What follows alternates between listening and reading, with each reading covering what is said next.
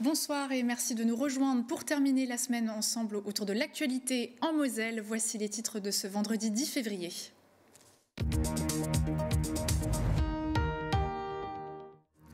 L'actualité, c'est d'abord la mairie de Talange, tout récemment habilitée à délivrer des cartes d'identité et des passeports. Reportage au cœur du service dans un instant.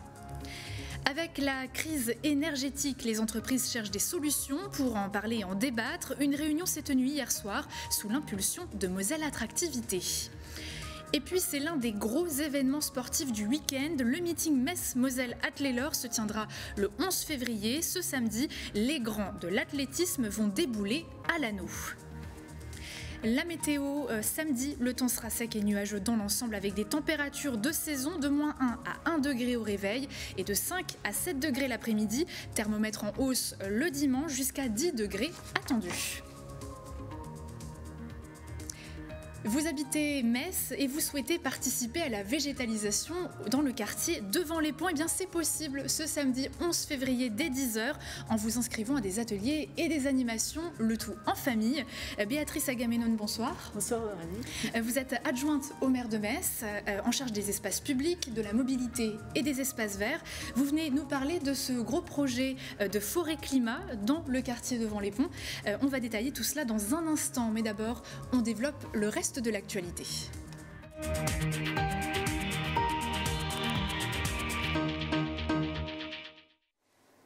Alors que les derniers préparatifs sont en cours pour la manifestation de ce samedi 11 février, l'Assemblée se penche sur la réforme des retraites ce vendredi.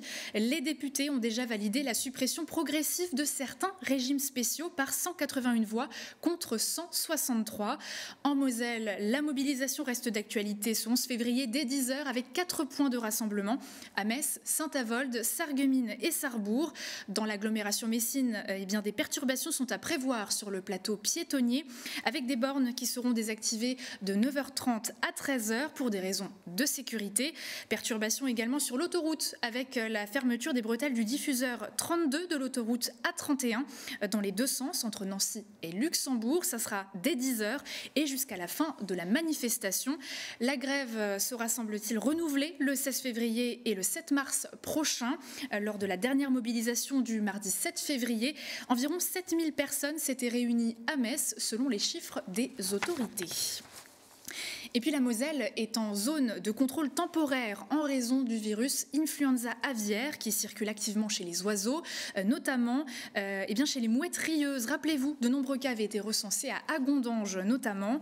Le préfet de la Moselle a donc pris un arrêté. Dans toutes les communes, les animaux domestiques doivent être mis à l'abri de tout contact avec la faune sauvage. Et les mesures de protection pour les élevages de volailles et d'oiseaux captifs sont obligatoires.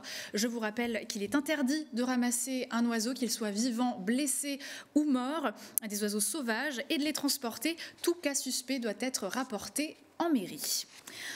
En attendant, les vacances scolaires de cet été sont encore lointaines sur l'agenda, mais face au délai, certains d'entre vous ont déjà fait une demande pour un passeport ou une carte d'identité.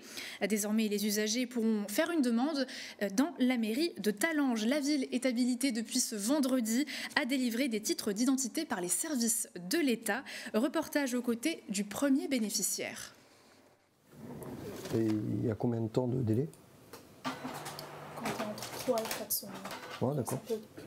Avant de partir en voyage en Éthiopie en avril, Sylvain vient renouveler son passeport.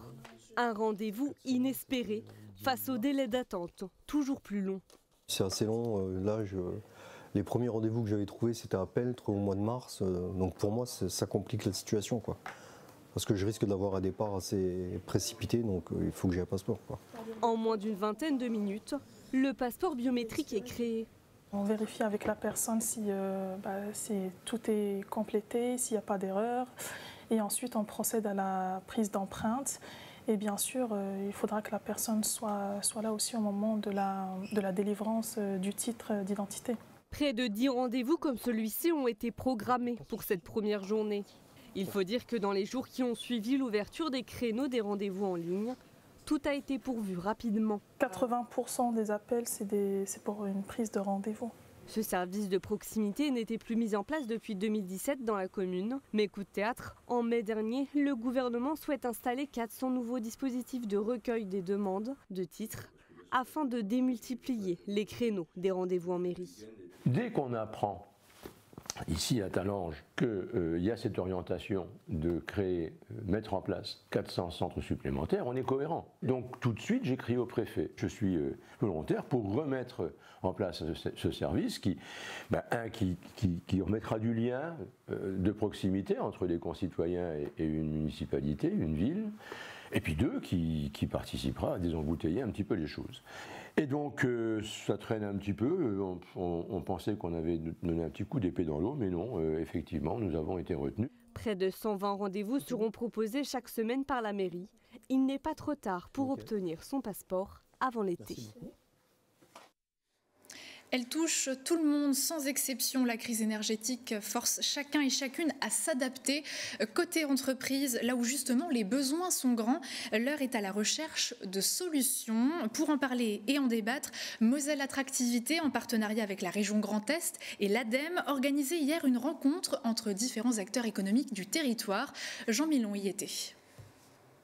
Ils tiennent une fonderie, un laboratoire ou encore un parc de loisirs et ont tous un point commun, une consommation d'énergie conséquente. Alors pour réduire leurs factures et limiter de pair leur impact environnemental, chacun sa méthode.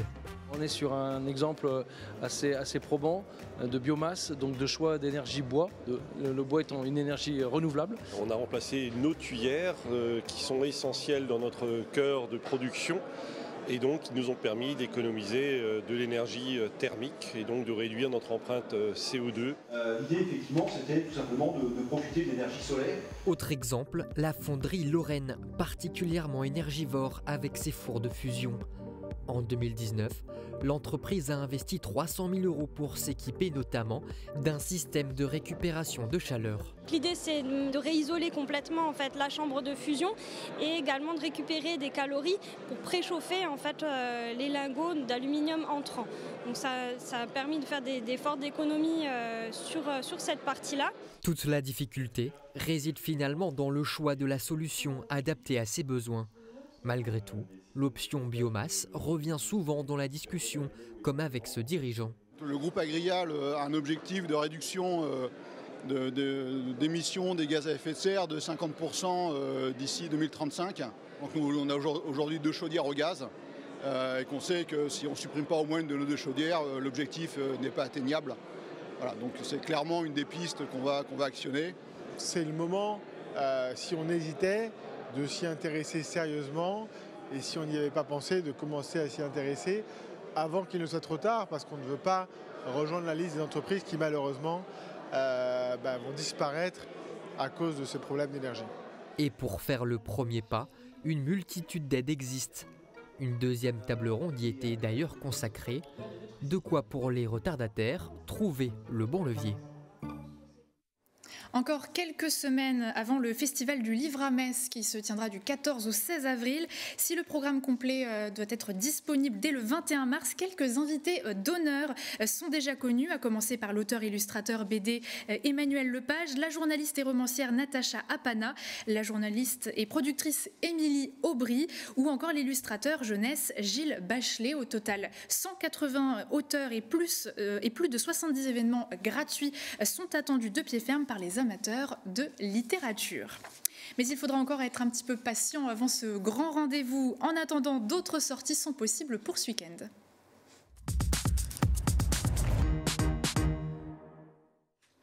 Bonsoir Emma. Bonsoir. Et on peut le dire, ce week-end s'annonce festif. Et oui, après 2 éditions annulées, le carnaval de Sarreguemines fait son grand retour et cette année, le thème des pirates est à l'honneur. Alors Moussaillon, rendez-vous ce dimanche devant la gare routière à 15h pour assister au départ de la mythique cavalcade. Des dizaines de chars colorés déambuleront dans les rues, tandis que les canons des navires tireront des confettis. Un grand folklore à ne surtout pas louper. Ça fera le bonheur des parents, mais aussi des enfants. Justement, il y a des activités qui sont prévues prévu spécialement pour les plus petits.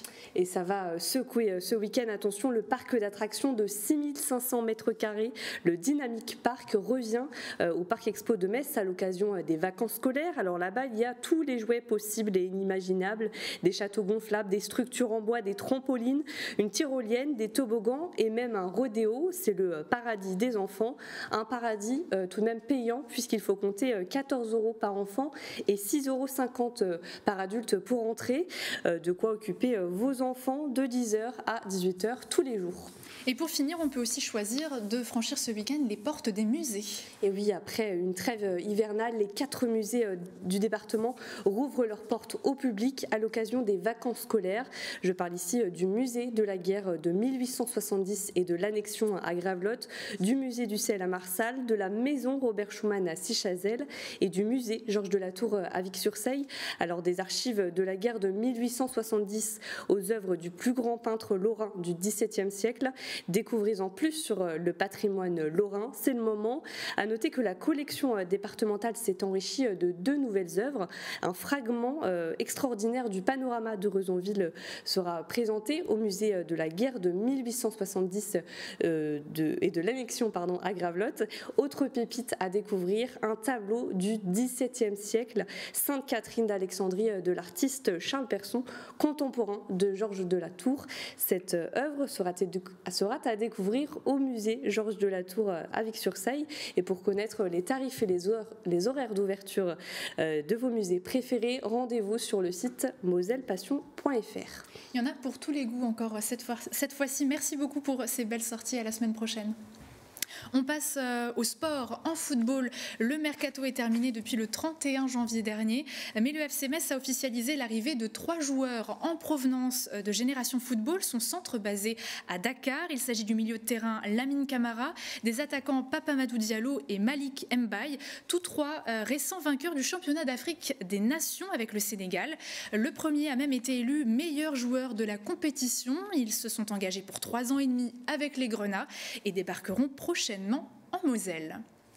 Et puis à 24 heures du coup d'envoi du meeting Metz-Moselle-Haute-les-Laure pour sa 15e édition, une conférence de presse se tenait ce matin à l'hôtel de ville de Metz.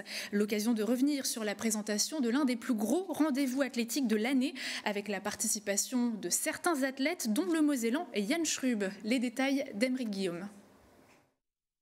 La vitesse avec le 200 mètres, l'endurance avec le 1500 et le 3000 mètres, les sauts avec la hauteur, la longueur ou encore la perche, sans aucun doute la discipline phare de la 15e édition du meeting de Metz-Haute-les-Laure, avec la présence de l'Américain Chris Nielsen, vice-champion olympique à Tokyo, et de son compatriote Sam Kendricks, double champion du monde. Mon ami Chris Nielsen, le perchiste, m'a parlé de cette belle ville l'année dernière.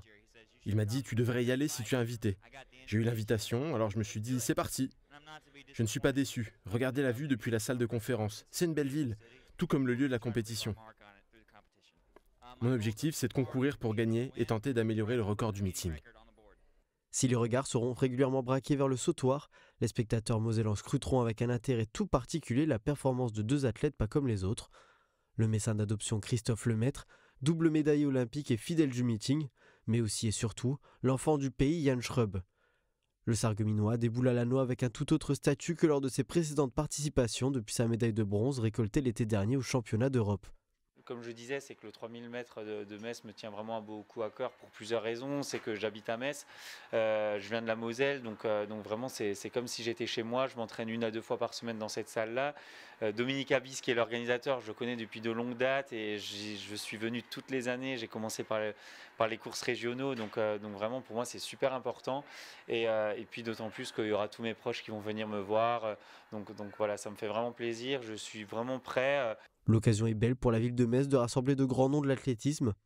Les stars du tartan voudront, elles, briller à quelques encablures de l'Euro à Istanbul, et pour certains, avec en ligne de mire, les mondiaux de cet été à Budapest, voire même les Jeux Olympiques de Paris 2024. Un événement sur lequel est revenu Dominique Abis, directeur du meeting Metz-Moselle-Haute-les-Laure. Il revient sur les attentes en termes de performance sportive, sur la très attendue étape du saut à la perche, mais aussi sur le tout nouveau système de lièvre numérique qui sera utilisé pour l'occasion. On l'écoute.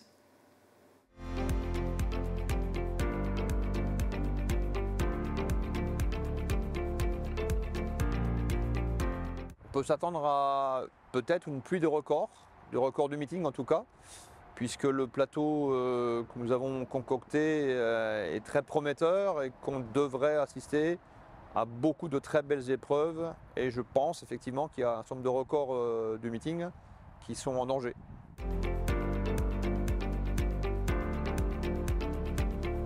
Exact, effectivement, on n'avait pas du tout prévu de mettre de concours de perf parce que je pensais qu'avec le meeting de Berlin vendredi 10 et de Dortmund le 12, donc le lendemain de Metz, avec tous les deux des programmes ambitieux de perche homme, je m'étais dit que ce serait difficile d'exister au milieu de ce programme important.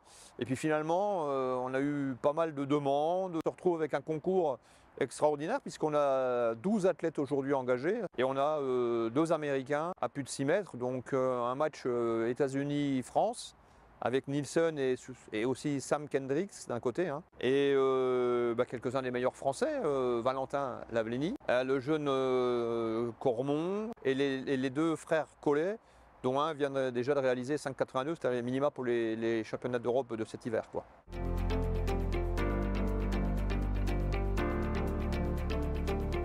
Alors, c'est un soutien technique supplémentaire aux athlètes pour aller vers la performance, ou en tout cas vers les objectifs qui se sont fixés. Vous savez, dans les meetings, ce qu'on n'a pas en championnat, mais dans les meetings, on a ce qu'on appelle les lièvres, enfin en tout cas les meneurs d'allure, hein, je préfère les appeler comme ça, les meneurs d'allure, qui restent des hommes et des femmes, hein, des êtres humains, avec des fois quelques difficultés, alors que la machine, elle ne se trompe pas. Donc on va avoir les deux en fait, hein, on va conserver les meneurs d'allure traditionnels et on va y ajouter donc cette technologie, le système de pacing de meneurs d'allure électronique et effectivement qui est dans l'air du temps d'une part et qui est une aide complémentaire aux athlètes qui est particulièrement appréciée des athlètes qui sont en recherche de performance.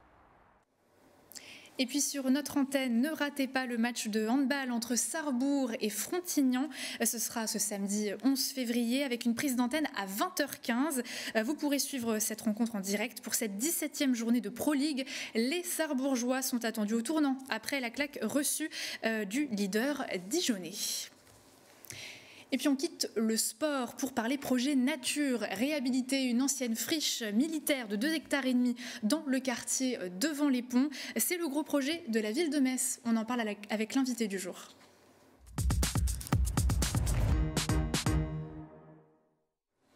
Béatrice Agamemnon, bonsoir. Bonsoir.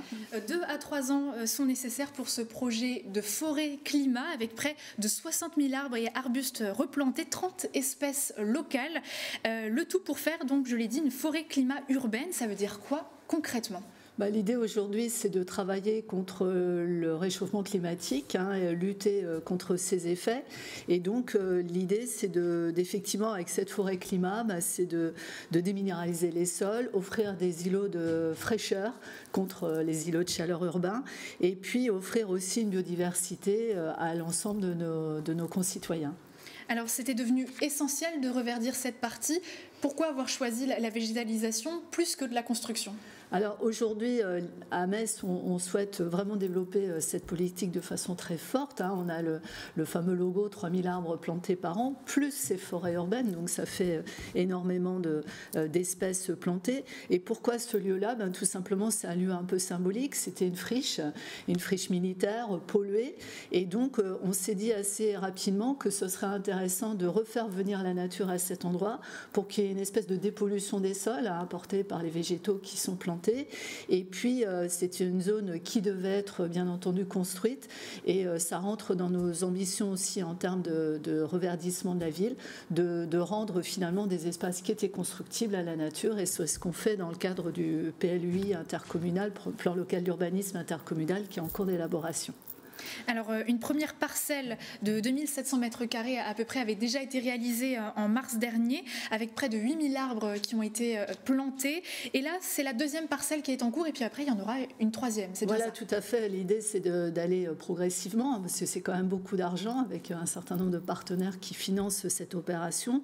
On a le temps, on a une obligation réelle environnementale. C'est un contrat qui nous lie à l'entreprise Triserve, et on s'engage pendant 60 ans à ne pas toucher du tout à ces végétaux. végétaux, à ne pas les couper, à laisser la nature prendre ses droits. Et puis, c'est effectivement un endroit qui est majeur et on a 2 sections et la prochaine, ce sera l'année prochaine. Là, on a des 7600 arbres qui vont être plantés durant ces 3 jours. Vous parliez d'un investissement conséquent. Quel est le coût de ce projet-là ? Alors, au niveau de la ville, c'est un coût assez faible, parce que c'était essentiellement des clôtures et certains aménagements annexes. Globalement, c'est quand même pas loin de 600 000 € à terme qui seront mis sur ce projet, mais par des entreprises, des partenaires et l'entreprise Triserve, justement pour planter, amender les sols. Parce que l'idée, c'est de faire une forêt Miyawaki, c'est-à-dire on plante très densément et on a en 20 ans le résultat qu'on pourrait avoir en 200 ans dans une forêt normale. Et ça crée des strates, une strate au niveau du sol, des petits arbrisseaux et puis des arbres. Et finalement, tout ça recrée de la biodiversité. Et c'est pour ça que c'est un peu coûteux, parce qu'il faut de l'amendement au niveau des sols au début pour que ça puisse prendre, bien entendu. J'imagine qu'il y aura aussi peut-être des aménagements d'autres types, des chemins pour se balader, ce genre de choses. Voilà, alors la forêt proprement dite sera clôturée pour éviter les dégradations et puis bien entendu les squats, etc. Mais par contre, il y a des cheminements qui vont être réalisés dans la forêt, qui seront au public et donc qui permettront à tout à chacun d'en profiter. Et c'est une plantation unique en France de par sa taille. Oui, c'est le plus gros projet de forêt climat en France. Et ce matin, on y était. Les porteurs de projets sont très fiers. Et effectivement, le nombre d'entreprises qui commencent à être intéressées par ce dossier est croissant. Et c'est vrai que ça permet d'embarquer à la fois des entreprises, la ville de Metz, bien entendu, mais aussi la population, parce que c'est aussi un projet participatif et les citoyens, les riverains sont associés à ce dossier. J'allais y venir.